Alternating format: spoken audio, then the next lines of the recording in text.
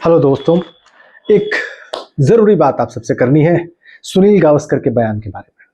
गावस्कर साहब मशहूर खिलाड़ी रहे हैं, मशहूर कमेंटेटर हैं, भारतीय क्रिकेट को बहुत अच्छा समझते हैं, बल्कि दुनिया की क्रिकेट को भी बहुत अच्छा समझते हैं और भारत के शुभचिंतक हैं। लेकिन एक बयान जो उन्होंने दिया है उस पर बात बहुत जरूरी है, इसलिए क्योंकि वो बयान मुझे समझ में नहीं आया और मैं चाहता हूं कि वो बयान आप भी समझें, उनके तर्क को समझें और फिर मुझे बताएं कि वो सही कह रहे हैं या उनका तर्क गलत है, निराधार है।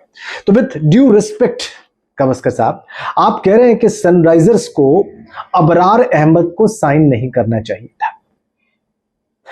मित्रों, मैं बता दूं कि गावस्कर साहब ने मिड डे में एक लेख लिखा है और उसमें वो कहते हैं कि पाकिस्तानी स्पिनर अबरार अहमद को भारतीय फ्रेंचाइज सनराइजर्स के द्वारा साइन नहीं करना था 100 लीग में खेलने के लिए। उनका तर्क यह है गावस्कर साहब का कि ऐसा करने से हम इनडायरेक्टली भारत का पैसा भारत के लोगों के खिलाफ इस्तेमाल कर रहे हैं। सुनील गावस्कर अपने लेख में लिखते हैं कि यह जो पैसा अबरार अहमद को दिया जाएगा, इसका टैक्स अबरार अहमद अपने देश की सरकार को देंगे, यानी पाकिस्तान की हुकूमत को देंगे, और उसके बाद पाकिस्तान की हुकूमत उसी टैक्स के पैसे को आतंकवादियों को ट्रेन करने और उनको हथियार देने में लगाएगी।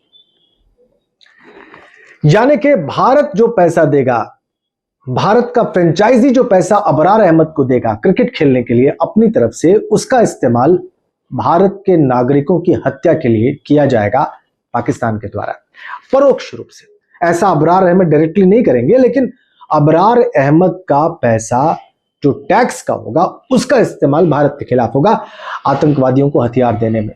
यह सुनील गावस्कर लिखते हैं और इसलिए वो कहते हैं कि सनराइजर्स को अब भी टाइम है, नहीं लेना चाहिए, ये गलती सुधार लेनी चाहिए अबरार अहमद को। लेकिन गावस्कर साहब, मुझे आपसे कहना है कि अगर ये तरीका है समझने का कि भारत का पैसा कहीं परोक्ष रूप से इनडायरेक्टली पाकिस्तान के द्वारा हिंदुस्तान के लोगों के खिलाफ इस्तेमाल नहीं हो रहा है, तो फिर तो आपको कोई भी इंडिया पाकिस्तान मैच एनकरेज नहीं करना चाहिए। फिर तो आपको किसी भी इंडिया और पाकिस्तान मैच का किसी भी इंटरनेशनल स्टेज पर विरोध करना चाहिए। क्यों?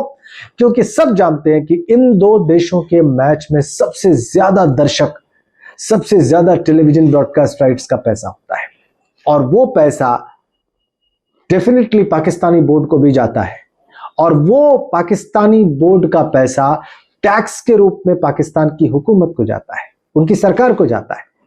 और बिल्कुल स्वाभाविक सी बात है आपके तर्क के मुताबिक कि पाकिस्तान की सरकार यही पैसा जो क्रिकेट से उनको मिल रहा है टैक्स के रूप में आतंकवादियों को देगी हथियार खरीदने में और उनको ट्रेन करने में और भारत के खिलाफ इस्तेमाल करने में। तो जो तर्क आपका है गावस्कर साहब, इस तर्क के हिसाब से भारत और पाकिस्तान को कहीं भी कोई भी मैच तो बिल्कुल ही नहीं खेलना चाहिए।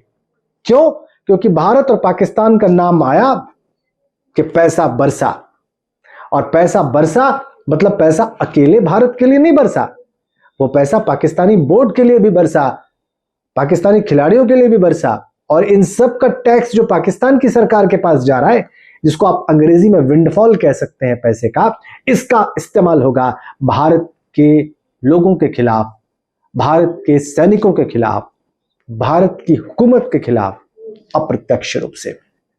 तो इस हिसाब से तो गावस्कर साहब अबरार अहमद को ही क्यों, वो तमाम चीजें खत्म कर देनी चाहिए भारत को और भारत के बोर्ड को और भारत की सरकार को, जिससे कोई भी पैसा पाकिस्तानी बोर्ड को मिलता हो, पाकिस्तानी खिलाड़ियों को मिलता हो और फिर अल्टीमेटली पाकिस्तान की सरकार के पास जाता हो।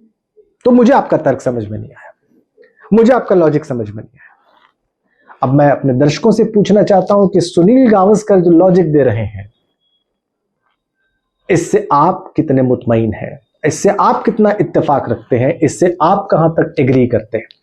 अगर आप सुनील गावस्कर की बात से एग्री करते हैं कि सनराइजर्स को अबरार अहमद को साइन नहीं करना था क्योंकि वो पैसा भारत के खिलाफ इस्तेमाल होगा, तो फिर लिखकर बताइए। लेकिन अगर आपको मेरा तर्क सही लगता है तो please right and right openly with strong logics, that will be welcome. मुझे इंतजार रहेगा आपके कमेंट्स का। Thank you so much.